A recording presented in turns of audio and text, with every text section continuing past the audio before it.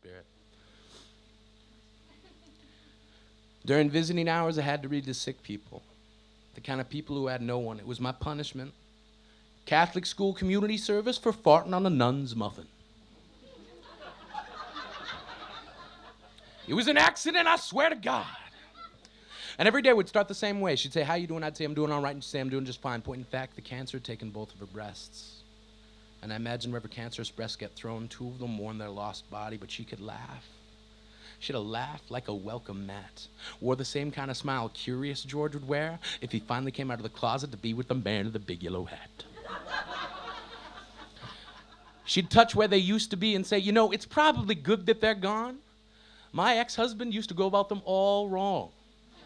She said half the time the only reason my nipples were erect was because they were trying to jump off my body to run away from his tongue.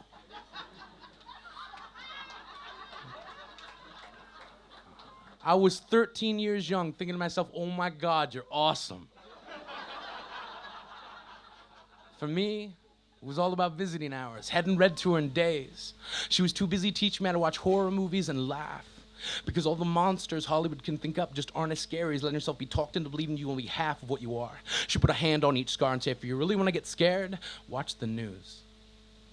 It's a steeplechase. Every day, thousands of people face going into thousands of knives, but it's still more cost-effective for doctors to pay off lawsuits than it is to save lives. So don't try walking a mile in my shoes. Just wear my pajamas and walk in my dreams instead. Because this isn't a deathbed. She'd say, I'm not going to give up today. I'm not going to lay here and take it. Because life is as loose as getting an orgasm from my ex, so sometimes I just got to fake it. So if anyone ever tells you you're not good enough, you're not smart enough, give up your foolish dream. If anyone ever tells you to quit, you got to make them wear a diaper on their mouth because, man, they are just talking shit. Then she'd smile and say, you gotta let your body be the rocking chair that soothes the tired body of hope. Let your arms be the rope around the neck of self-loathing. Let your skin be the clothing that keeps compassion warm in the cold streets of regret. She says, don't pray for me yet. And I said, no problem. Religion is something I gave up on, along with dieting. But love is a feeling that in me and through me I've often called God, so I will love you. She looked me straight in the heart and said, it's a shame they don't make hospital beds for two. But kids, you got your own shit to do. And I can't continue to let you be doing all right or be doing just fine, not when there's a world full of people tired of dressing in shadows just waiting for you to shine. Now bring me my goddamn Jell-O.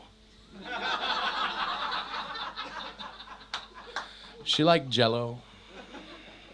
She liked me too. During visiting hours, I had to read to the people who had no one. But this is about a woman named Everyone. This isn't about death. It's about the fact that I can still feel her breath in my ear. Sometimes I can even hear her say, you are not giving up today. Because I live in a world full of seeing-eye underdogs, and I'm pretty sure we're all tired of wearing our choke chains. We're tired of being treated like walking canes in a world so blind no one can find each other. We just keep bumping into one another like people are just buildings made of bone who collapse every time they're made to believe they were meant to stand alone, but you're not. Some of us can love. Some of us look like jokes, not funny. It's just the way people keep falling for us. And yeah, some of us are gonna get cancer, and some of us are gonna fall in our showers, but until then, you gotta shine because all the time you get, it's just visiting hours. Thanks, guys.